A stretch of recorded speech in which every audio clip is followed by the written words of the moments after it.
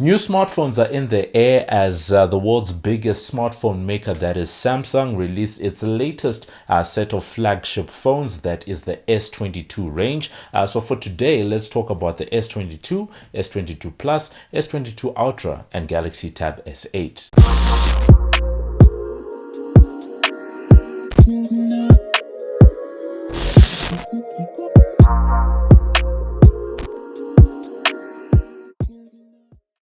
Hey, what up? It's your boy MobbJustice back again with another video, and this week we actually saw the first Galaxy Unpacked event for the year and Samsung coming out with the S22 range.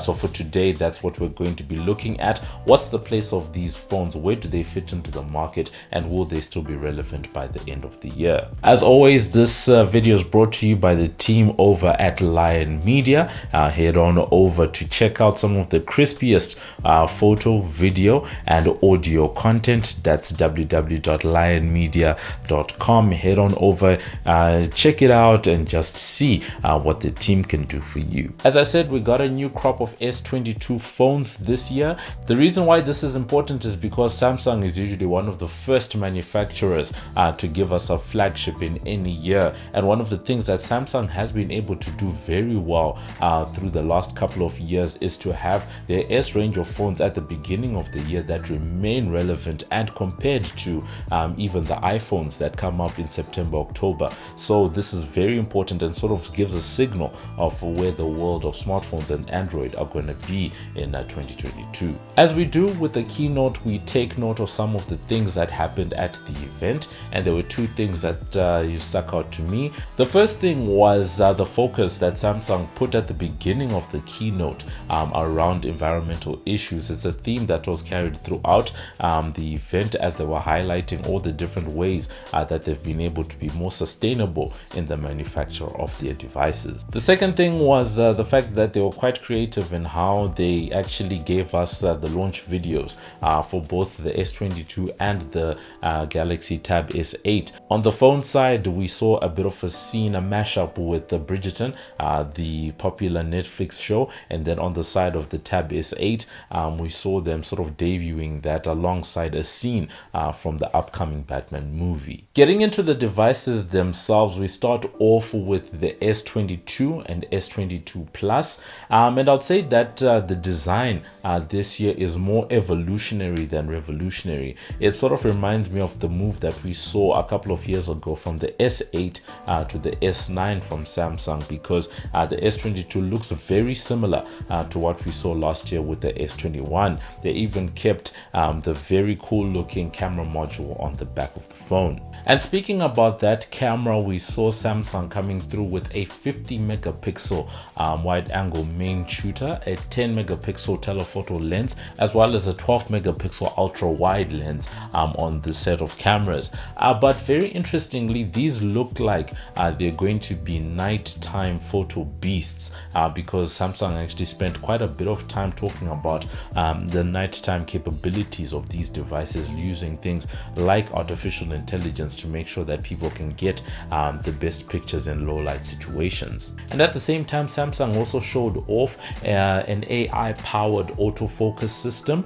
and they also touted integration with Snapchat, Instagram, and TikTok. This is definitely an issue that we've spoken about before on this platform, because most of the time with Android devices, they tend to not work very well with those apps, particularly Instagram. So the fact that the likes of Samsung is actually going out and partnering with these companies, sort of shows how serious they are to show off their camera chops. If you want to find out why Android sucks when it comes to things like Snapchat and Instagram, there is a video that we did a while back. Definitely just go back and have a look at that. Through the keynote, one of the things that I noticed was a couple of features that Samsung introduced through their latest software platform, as well as the phones, that sort of reminded me of some of the things that we've seen on the side of Apple. And one of them was something that they're calling Quick Share. Now, this has been there on Samsung phones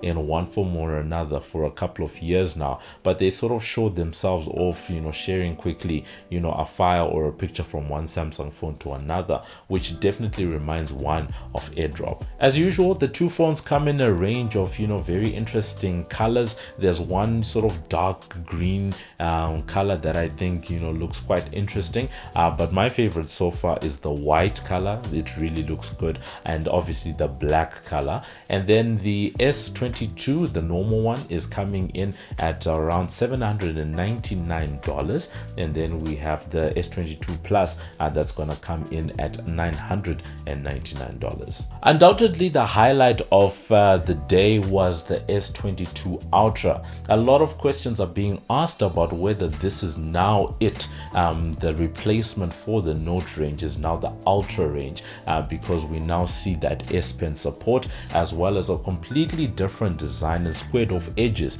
as we've seen in previous Notes before. And one of the statements that came out from the Samsung executives that I took note of is a statement where they said, an Ultra smartphone brought to you by Note. We're bringing you an ultra smartphone powered by Galaxy Note.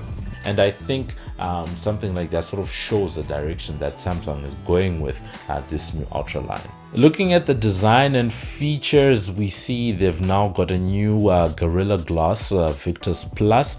They're saying that's about 12% stronger than what we saw last year. The phone itself features a 6.8-inch AMOLED display. Anyone who's ever seen, right now I'm using a Samsung Galaxy S10 Plus, and these AMOLEDs that come out of Samsung, even though this is a phone that came out in 2019, it's still great. So really great display from what we can see. It also offers a variable refresh rate, all the way from 120 hertz all the way down to 1 hertz, and that might do a lot to actually help the battery life.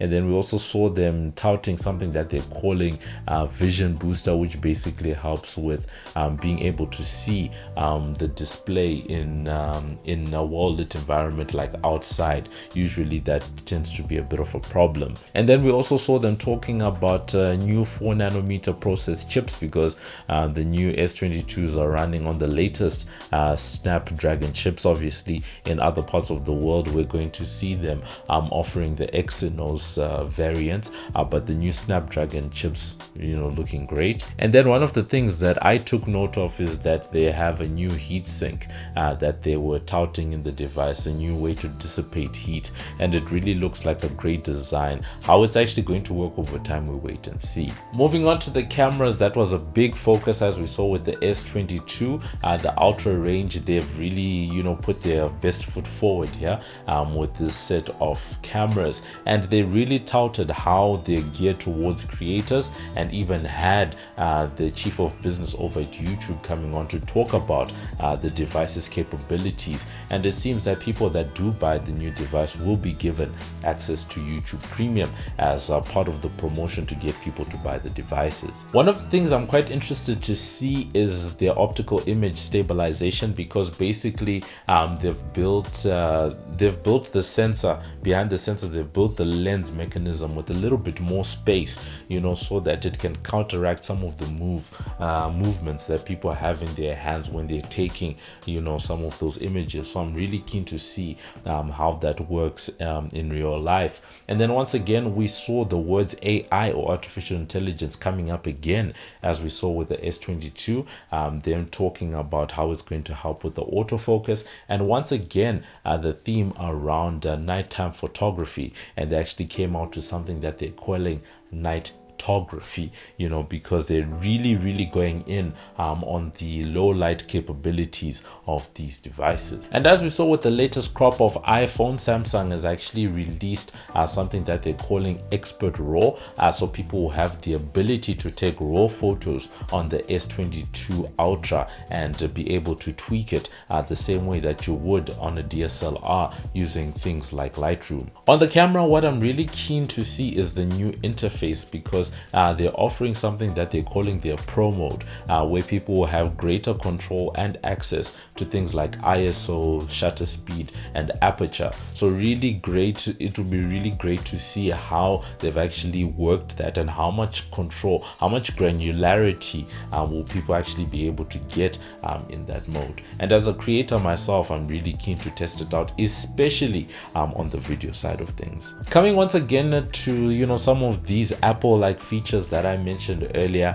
With the iPhone 13 and the latest version of iOS and iPadOS, we saw a feature where people will be able to share content, via FaceTime. You can watch a movie both at the same time and it will be perfectly synced. And this time around, we saw them actually touting Google Duo. And we've known for a long time how much Google has been trying to get into the calling messaging space. So it seems this is once again another attempt. And they said that they have something called live sharing, where people will be able to once again watch content all synced up together on both sides. The 22 Ultra is not a cheap device at all, with the starting price of $1,200. They quote it exactly as $1,199, and for that amount of money it really does need to perform. Moving away completely from the smartphone, Samsung also introduced the Galaxy Tab S8, and it's looking to be quite a beast of a device.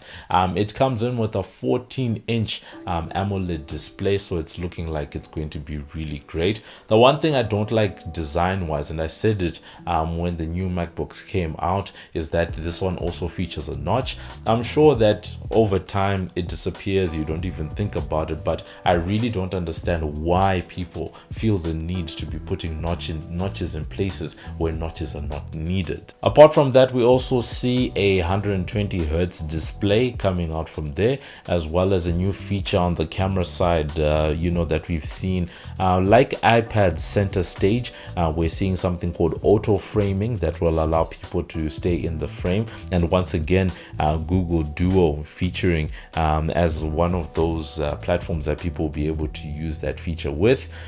This tablet looks like it's going to have better S Pen support, because with all the S Pen things that we've seen this week, they have taken their latency or the lag between you actually touching the screen and it's actually responding from 9 milliseconds all the way down to 2.8 milliseconds, which is almost instant. So it's really looking like the S Pen is probably the stylus of the moment. We also see better multitasking, as well as the ability to use a phone, such as an S22 as a drawing palette, for some of the more creative apps that are out there.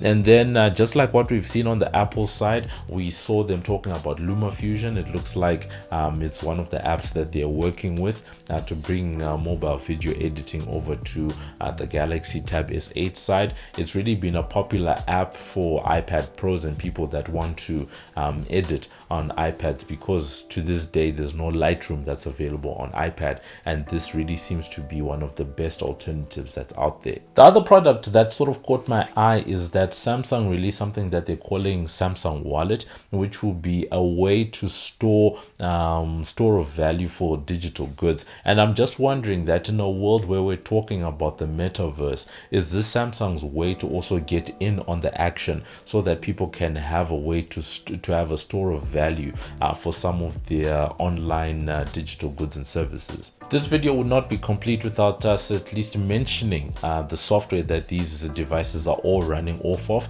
and that is One UI 4, the latest version of Samsung's skin over the Android platform, and it's really looking slick. It's really looking good. One of the main things that they spoke about is that these devices that were released this week will have up to 4 years of updates, right? And that's really big in the world of Android, because usually you get 1 or 2 years, if any, and then after that the support is dropped, as compared to the Apple side, where you can have phones that are 6-7 years old still running the latest version of the OS, sort of showing the ways that Samsung is trying to compete and stay in the action. So in conclusion, it's an evolutionary design as we're seeing from the S22 range, but I do think that they're packing quite a bit of a punch, particularly on the processing side and as well as the camera side. How these things work in real life, we just wait to see. The other piece is that on the Note versus Ultra debate, we really wait to see what Samsung is going to do. But as things stand, the Ultra has become the Note, especially now that we're seeing integrated S Pen support for the first time on an S series phone. But that does beg a bit of a question, because Samsung over the years has had that ability to have flagships that it announces at the start of the year, being the S range, and then another flagship at the end of the year that is the Note, right? Sort of as a way to cover the gap, because by the time we get to the end of the year, some of the specs that we would have seen on the S range, might start seeming a little bit old, right? But now, if they do get rid of the Note, or if the Ultra is the Note, right, what then happens to that piece of the cycle? One could argue that the Z Flip and the Z Fold range that have come up, over the last 2 to 3 years might be that other aspect, because the Note had always been the bleeding edge of what Samsung is doing, a spec king. But now with the S22 Ultra, it's both a spec king, a productivity king, as well as a camera king. So we just wait to see how that develops. But from what I can see, it does seem as if they've decided that it's the S range at the start of the year, and then later in the year we get the Z. But you can let me know what you think. Are you looking forward to the S22s? Do you have the S21 and are thinking of upgrading? I think just on the surface of things, this sort of feels like the move, as I said, from the S8 to the S9. So for most ordinary people, I would not recommend this. Obviously, we need to get the devices in hand, but for now, it doesn't look like that. But if you're coming from an older Samsung device, they certainly look like they are worth the upgrade, particularly that Ultra device. It's looking like it's going to be quite a beast. Otherwise, you can let me know what you think. Are you in there for the Samsung range? Are you waiting to see what else is going on in the world of Android, or are you one of those people that's just waiting to see what Apple has in store next? Do you even care that all of this stuff happened this week? You can let us know in the comments, and I'll catch you guys in the next video. Hey, this is Baby G, and you're watching the MobbJustice channel. Follow us on Twitter, Instagram, and Facebook. Live it, love it, like it.